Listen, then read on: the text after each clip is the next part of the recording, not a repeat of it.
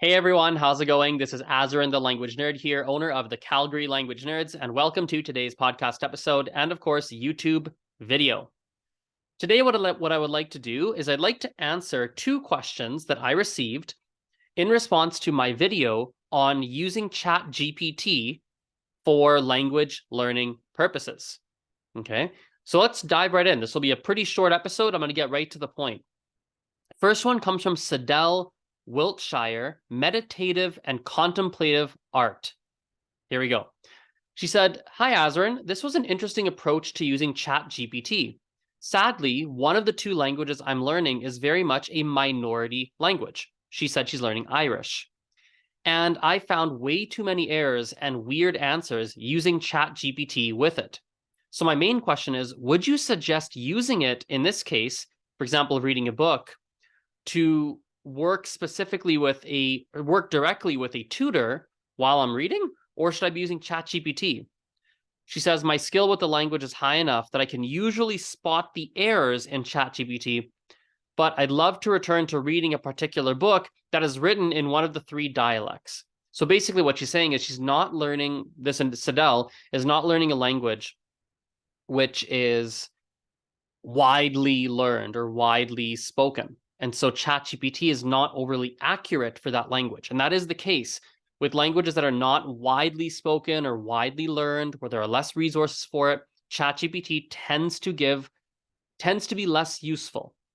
And so for those situations, you might not be able to use ChatGPT the same way that a French learner would, or a Spanish learner would, or a Mandarin learner would, for instance. However, I will say, like I for instance, I'm learning Gujarati, a language from India. It's awful for certain uses. When I use ChatGPT for Gujarati, it's often awful and it doesn't work at all. But for some things, it's still very useful. So if I'm doing reading comprehension, if I just ask it about one word or a short little phrase, it's hit and miss. Sometimes it's okay, sometimes it's not. It really depends. But when I give it entire paragraphs or I give it more context, it tends to be more helpful. So you might have to play around with ChatGPT to see if for Irish there's ways to make it more helpful. But again, for minority languages, quote unquote, ChatGPT probably is not going to be quite as helpful.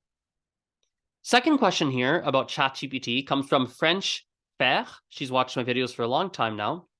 She says that she's been using ChatGPT for 2 months now and she loves it. She thinks the potential for language learning is incredible, unless ChatGPT destroys the planet first. And then she asks, what are the implications for online tutoring, for example, on italki.com and for language schools? Well, ultimately for me, like I actually show all my students ChatGPT, even though I teach languages, I run a language school. And in many ways, ChatGPT is, I suppose, a form of competitor. Whereas, let's say, for instance, let's say you're a teacher who teaches heavily French, for example, and you teach very grammatical, very grammar-based lessons. Well, if your students understand how to use ChatGPT, kind of like what I showed in that previous video, listen, they're not going to need you very much for grammar, or they're not going to need you as much as they did prior to ChatGPT for grammar lessons, because ChatGPT is doing all, if not most, of the work. So it might just mean that as an instructor or a tutor, you need to offer something a little bit different. Maybe you're there to do more conversation. Maybe you're there to get the person to the finish line. What I mean by that is I have a student I teach pretty high level French, she has, and she will read different texts and she will use ChatGPT throughout the whole thing. I've taught her how to do it. But sometimes, even after going through ChatGPT, she still has 1 or 2 or 3 questions that she wasn't able to fully understand, even with the ChatGPT as a tool, even with it as a tool. And so then she'll come to class and have a few final questions.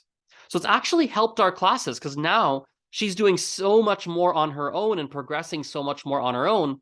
We can focus on even more impactful things in class. We spend a couple of minutes on those grammar questions, but then we can spend our energy on other things. Right? So that you have to think about that too.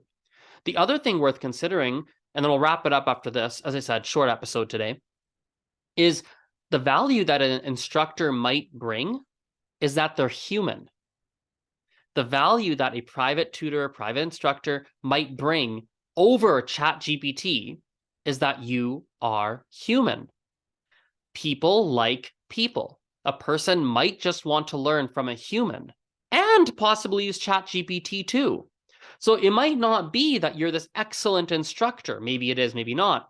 But maybe one of the reasons, if not the only reason, perhaps, that someone takes lessons with you is that they like you and you have a great human bond with the person. So they want to learn from you because they enjoy that more than sitting in front of a computer screen and typing into ChatGPT all day. Does that make sense? So the human bond might also be something that keeps, a student wanting to learn from a private tutor, for instance. So let's wrap that up there. I hope you guys enjoyed this video / podcast. I know it's a really short one. That's okay. I think there wasn't much to say. I was able to get right to the point today. Have a wonderful rest of your day, and we'll chat very soon. Bye-bye.